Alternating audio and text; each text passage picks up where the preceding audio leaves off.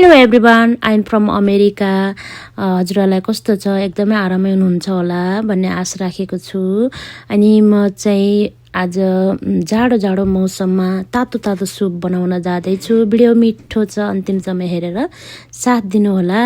अनि आज चाहिँ मैले क्यारोट, मसरुम, अनि फेरि यो बेन्स, अनि फेरि अर्को ब्रोकाउली, मसरुम के छ सब एड गरेर हाम्रो किचनमा के एभाइलेबल छ सब एड गर्ने। अनि हरियो केराउ, चना, जिन्जर पनि एड गरेको छु मैले। अनि अहिले अलि सुपको लागि चाहिँ यो पानी एड गरेर, अनि यो 1 टेबल स्पुन घिउ पनि एड गरेँ। अनि यो चाहिँ आफ्नै घरमा पिसेको धनियाँ, जिरा, धनियाँ, अनि सुकेको रातो खुर्सानी। यसले चाहिँ कलर, राम्रो कलर आउँछ। अनि यसलाई चाहिँ यो मसला यसरी एड गरेर नुन पनि एड गरेँ। अनि यसरी राम्रोसँग चलाएँ। यो अलरेडी पाकेको छ, 4-5 मिनटमै एकदमै राम्रो पाक्छ।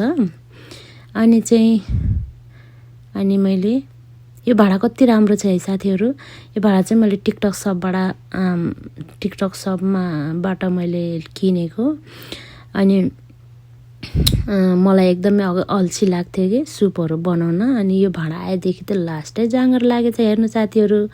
अनि यसरी बलमा निकालेर यसरी सर्भ गरेर खान सक्नुहुन्छ साथीहरूले। कस्तो लाग्यो साथीहरूलाई मेरो भिडियो? कस्तो लाग्छ?